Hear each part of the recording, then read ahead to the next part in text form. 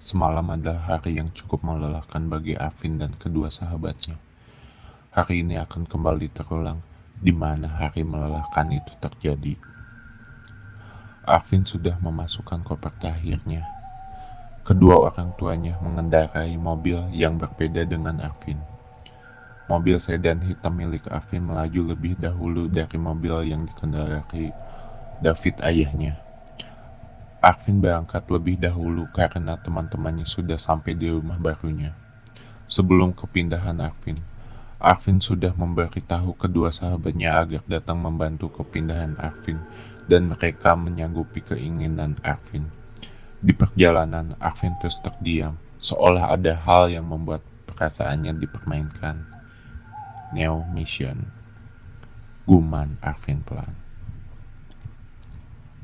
Entah dari perasaan itu muncul, tapi seperti akan ada hal yang akan membuat Arvin kewalahan.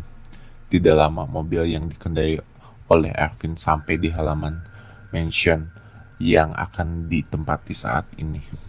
Saka dan Mateo menyambut Arvin dengan salam ala laki-laki pada Arvin yang baru saja tiba. "Orang tua lo mana?" tanya Saka. Tin. Mobil sport putih memasuki halaman mansion. Arvin menunjuk mobil itu dengan dagunya untuk menjawab pertanyaan Saka. Orang tua Arvin keluar dari mobil tersebut. Ketiga remaja itu tersenyum ke arah Agis dan David. "Wih, om makin ganteng aja." Mateo menepuk bahu David. "Kebukti sih kalau om ganteng," kata David dengan wajah sombongnya. "Kebukti gimana nih om?" tanya Saka diselingi senyum. "Kebukti dapetin Bunda Agis. Gak kayak kalian bertiga hidupnya pahit gak ada yang mau." Arvin memutar bola matanya, sementara Agis dan kedua sahabat Arvin tertawa renyah. "Bukan gak ada yang mau, cuma belum tepat om," Mateo berkata dengan wajah seolah sangat yakin dengan ucapannya. Belum tepat karena belum jadi kakek-kakek. Mateo melihat David dengan wajah bertanya-tanya. "Ya kalian bakal jadi jejak ketua. Pas udah kakek-kakek baru tahun kasih jodoh nenek-nenek." Ketiga remaja itu menatap David dengan tatapan tidak bersahabat. "Amit-amit," teriak mereka bersamaan. Agis yang melihat Arvin dan sahabatnya yang juga sudah dianggap anak hanya bisa tertawa. Mereka selalu seperti ini jika bertemu. Pertengkaran berbeda generasi ini selalu terjadi walau akhir mereka kembali berdamai. "Om, kalau ngomong berdoa dulu, mana tahu ada malaikat lewat terus diaminin ribut kita." Mateo memasang wajah seriusnya. "Om, nggak kasihan sama kita kalau jadi jejak ketua?" sambung Saka yang juga memasang wajah seriusnya. "Maaf kawan-kawan, just kidding." David merangkul Agis, lalu meninggal ketiga remaja itu masih memasang wajah datarnya. "Ayo masuk." Arvin mengajak sahabatnya ikut masuk ke dalam rumah barunya. Rumah yang Arvin tepati saat ini jauh lebih besar dari rumah sebelumnya. Namun Arvin tidak menemukan sosok apapun di rumah sebesar ini. "Gue gak lihat apa-apa, tapi feeling gue bilang lo bakal ada masalah baru, Dut." Tiba-tiba Saka mengatakan hal itu. Arvin mengingat tentang perasaan yang sama yang dia rasakan ketika di perjalanan menuju rumah ini. "I think so," kata Arvin.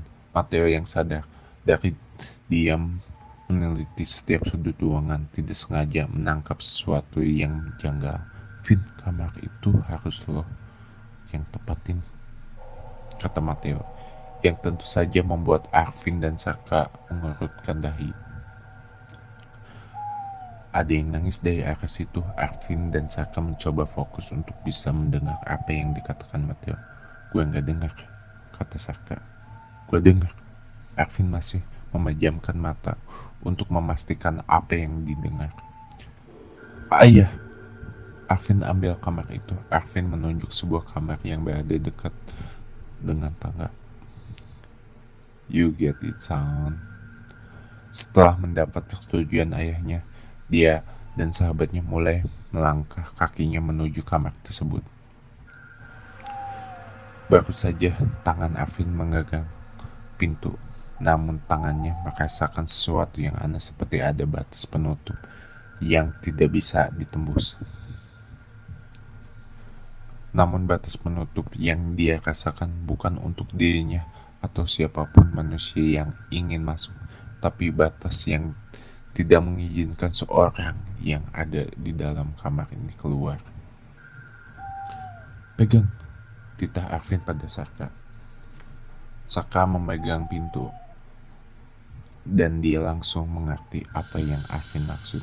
Saka menyuruh hal yang sama pada Mateo, dan Mateo juga tahu apa yang dimaksud dengan sahabatnya itu. Selamat datang di permainan baru, kata Mateo.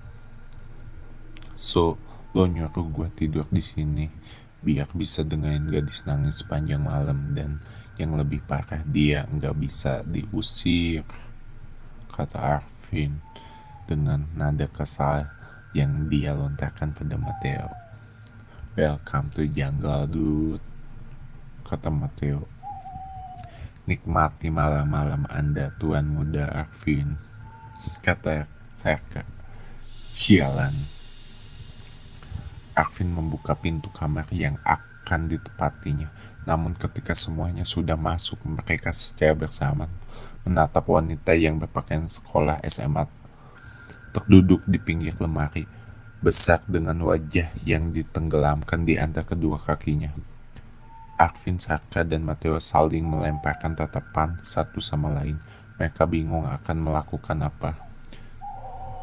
Tapi setelah itu Saka mencoba mendekati gadis itu, mencoba untuk membuat gadis itu tidak memenuhi telinga mereka dengan tangisannya. Hei! Saka beranjak di hadapan gadis itu. Perlahan gadis itu menampakkan wajahnya, dan ketiga remaja itu terkejut bersamaan setelah melihat wajah cantik namun pucat itu. Wah, gila cantik, kata Mateo. Oke, kamu kenapa nangis? Tanya Saka. Kamu bisa lihat aku? Saka mengangguk. Mereka juga bisa lihat kamu, lanjut Saka. Gadis itu mengangguk, namun setelah itu dia kembali menunduk dan menjatuhkan tangisan. Kamu kenapa cerita sama kita? Siapa tahu kita bisa bantu, jelas Saka. Gadis itu kembali mengangkat kepalanya.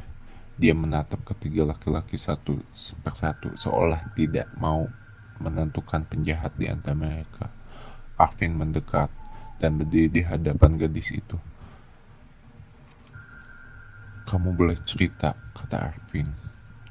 Tapi aku mohon tolong aku, kata gadis tersebut.